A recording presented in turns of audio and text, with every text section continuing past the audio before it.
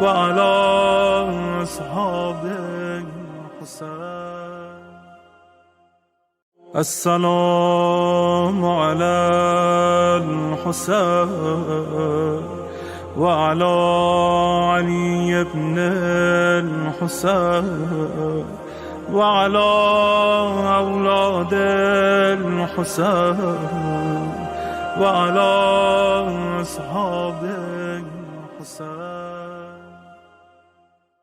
السلام على الحسين وعلى علي بن الحسين وعلى أولاد الحسين وعلى أصحاب الحسين.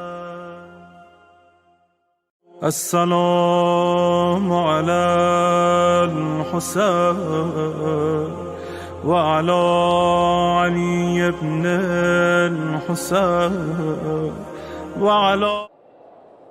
أعوذ بالله من الشيطان الرجيم.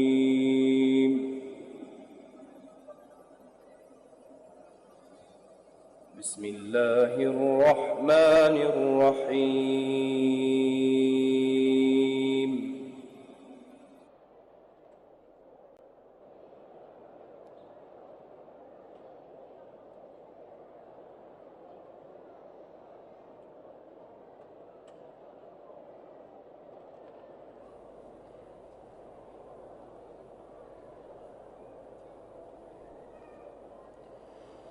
ألم تر أن الله أنزل من السماء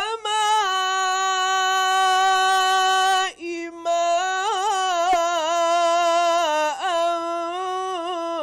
فسلكه ينابيع في الأرض ثم يخرج به زرعا مختلفا ألوانه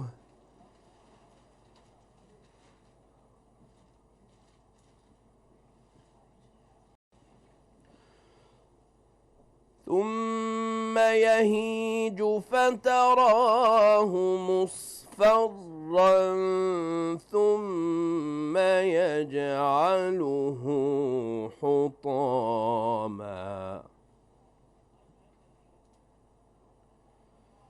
إن في ذلك لذكرى لأولي الألباب.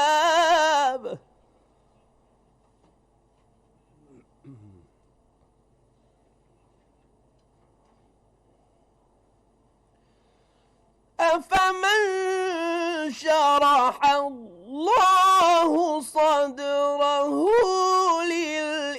للإسلام فهو على نور من ربه فويل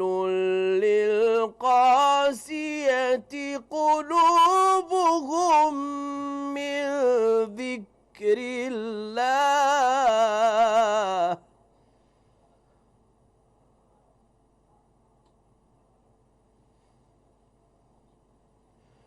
أولئك في ضلال مبين. الله نزل أحسن الحديث كتابا متشابها مثاني. الله نزل أحسن الحديث كتابا متشابها مثانية تقشعر منه جلود الذين الذين يخشون ربهم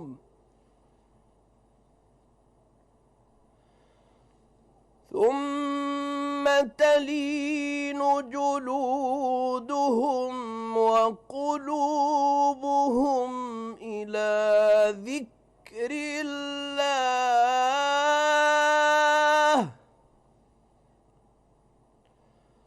ذلك هدى الله يهدي به من يشاء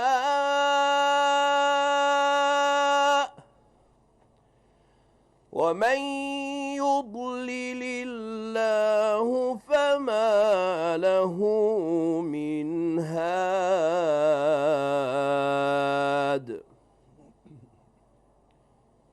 صدق الله العلي العظيم. يا دائم الفضل على البرية يا باسط اليدين بالعطية يا صاحب المواهب السنية صل على محمد وآله خير الورى سجيا واغفر لنا يا ذا العلا في هذه العشية.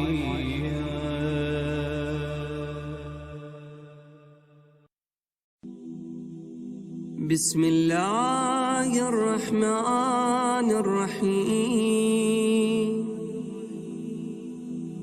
اللهم صل على محمد وآل محمد.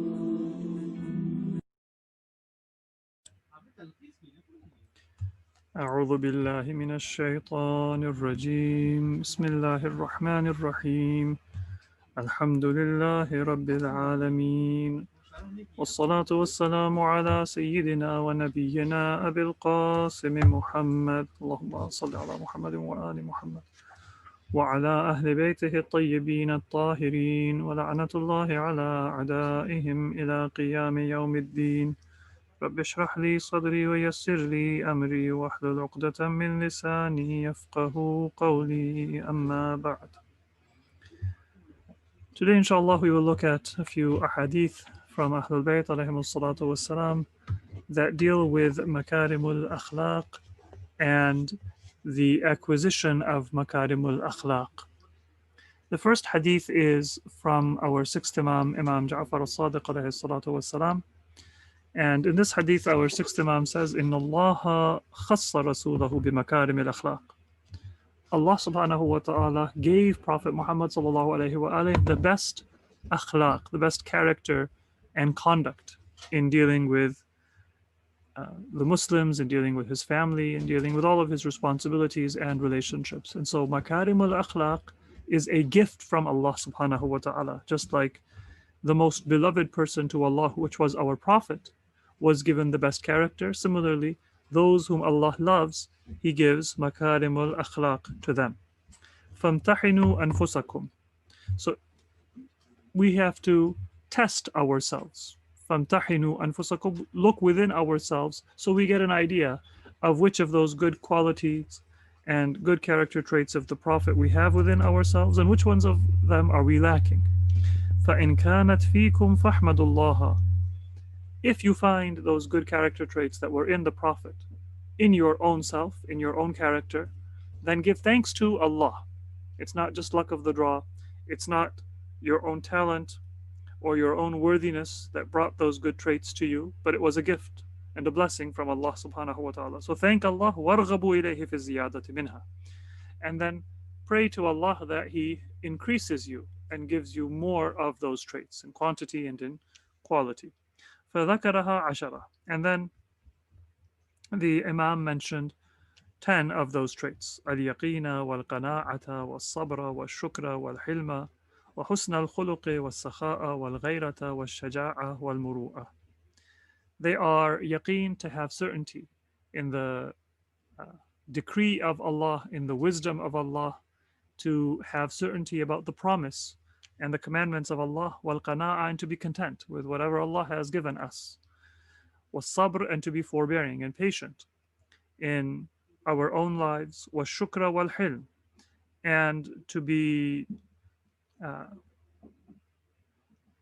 grateful to Allah and to be forbearing when we deal with ignorance and sometimes the bad behavior, the unkind words, the ingratitude of other people. وَحُسْنُ الْخُلْقِ, and to have good behavior and conduct in dealing with others. Generosity, sakha, a sense of honor and jealously guarding our honor, our dignity, our chastity, and the dignity and chastity of our families. Courage and muru'ah. And muru'ah is integrity and similarly a sense of standing by our promises, our honor. So these are the attributes that were mentioned by Imam Ja'far Sadiq uh, as the explanation of makarimul akhlaq. They are yaqeen, certainty; qana'a, contentment; sabr, or patience; shukr, or gratitude; hilm, forbearance; husnul khulq, good conduct and behavior with others; sakha, generosity; ghaira, the jealous guarding of our chastity and dignity; shaja'a, courage; and muru'a, or integrity and chivalry. The next hadith is one that is narrated from Prophet Muhammad sallallahu alaihi wasallam, and this is a wasiyah, a teaching that the Prophet gave to Imam Ali alayhi salam. And it is narrated the Prophet said, Ya Ali, thalathum min makarim al-akhlaq fi dunya wal-akhirah. There are three things that are considered to be makarim al-akhlaq and considered to be the best of character in this world and in the hereafter. And in the hereafter, of course, we are not going to have a period of test or trial, but rather this is an attribute that we develop within this world, and then it will show itself for our benefit in the hereafter. So, Ya Ali, thalathum min makarim al-akhlaq fi dunya wal-akhirah. There are three things that are makarim al-akhlaq in this world and in the hereafter. In this world as a test for us, and in the hereafter for the manifestation of the beauty and the worthiness of those character traits. أن تعفو عمن ظلمك, to forgive not just those people whom it is easy to forgive, not just those people who come and ask us for our forgiveness and who make amends for when they have wronged us, but عمن ظلمك, to forgive those people who have wronged us and may still be unrepentant or may not recognize the evil that they have done. أن تعفو عمن ظلمك, to forgive those who have done wrong to you. وتصل من قطعك, and then to show kindness to those people who have cut you off. So if there is especially a relative, a friend, a family member who does not want to have a relationship with me, does not initiate contact, or may have cut off contact, to try to rekindle that relationship. Of course, there are certain conditions for this, and we have to do so in a way that is not damaging to our safety or the safety or the well-being, emotional and physical and spiritual, of our loved ones, and that also is not going to cause greater harm. So sometimes there are relationships where if I try to rekindle them, it does more harm because that person is not ready to speak or have a relationship with me, or they cannot do so in a constructive manner. And in those cases, then we do not need to try to keep a direct and an overt connection with those people. The connection that we may keep is to pray for them without ever speaking to them and causing that harm. But in general, if there are some people who, out of anger, out of carelessness, or for whatever reason, they have not maintained a connection with us, or they have cut it off, the default from our end should be to want to rekindle that relationship unless we have reason to not contact that person for their well-being or for our well-being or for the well-being of others in our care.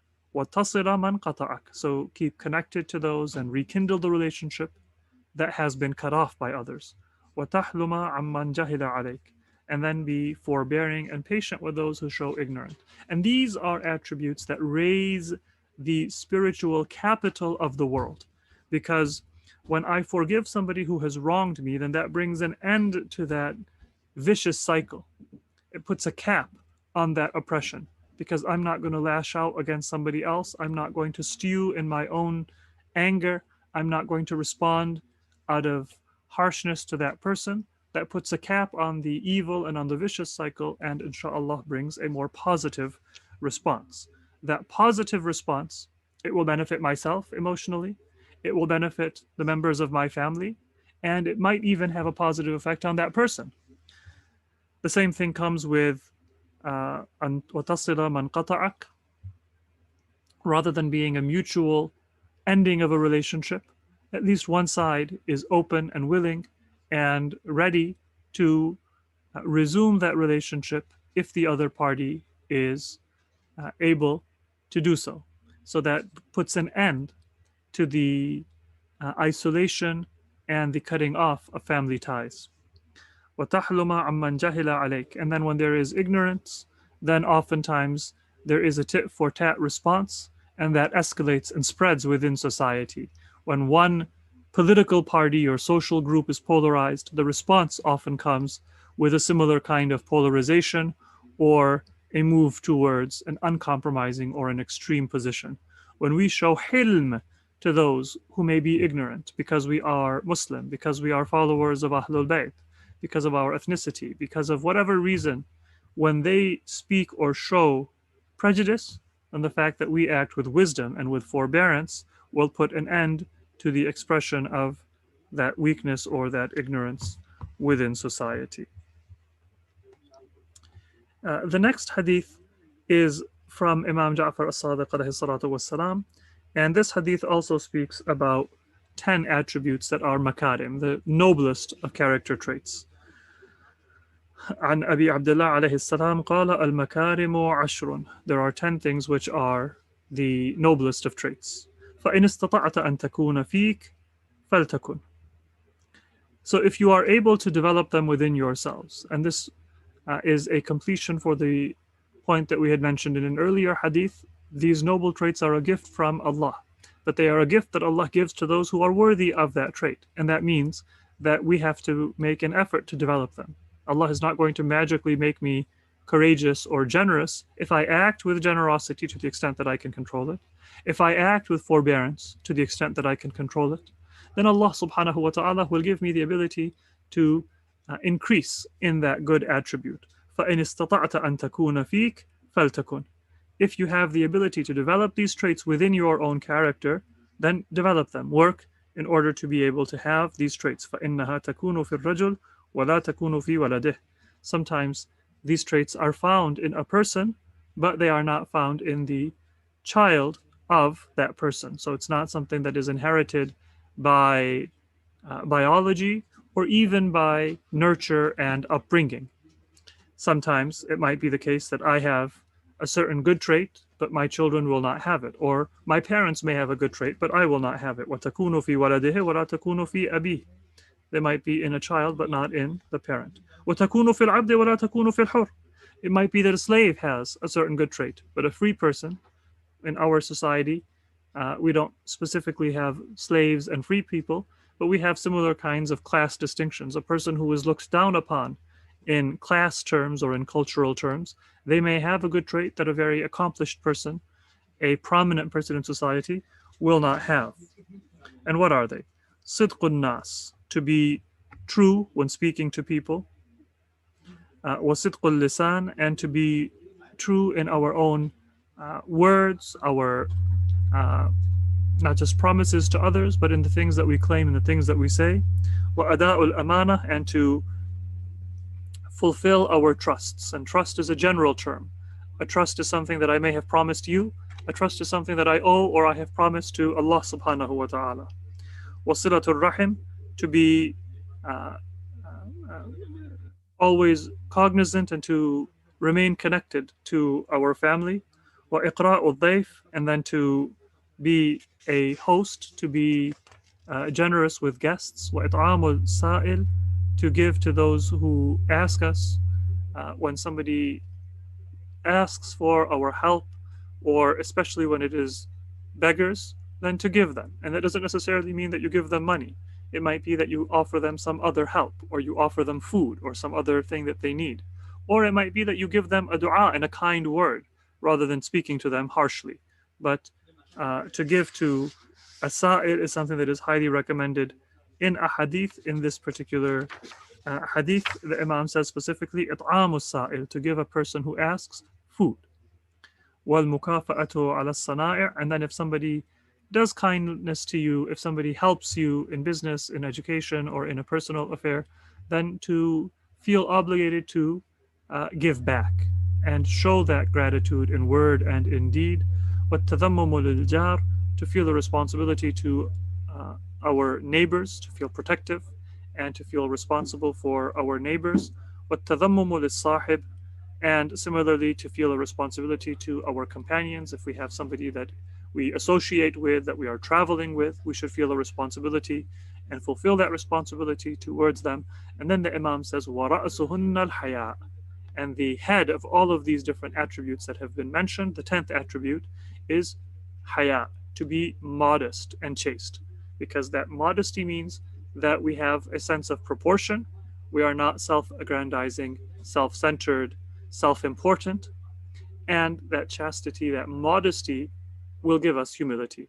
It will give us the sense of importance of our relationship with others, the fulfillment of our obligation to Allah, and it will help us develop the other traits that are mentioned in these ahadith. May Allah subhanahu wa ta'ala allow us to develop and perfect makarimul akhlaq within ourselves. This was the practice of Prophet Muhammad and Ahlul Bayt alayhimus salatu wassalam. It was their hope and their desire for their followers and for the Muslims to develop. And this is the best way that we can strengthen and preserve our faith, pass on our faith to our coming generations, and also spread the message of Ahlul Bayt among those who are not familiar with it. For all of these reasons, may Allah subhanahu wa ta'ala grant all of us makarimul akhlaq, and grant us the intercession, the prayers, and the company of Muhammad wa ali Muhammad in this life and in the hereafter. Allahumma salli ala Muhammadin wa ali Muhammad.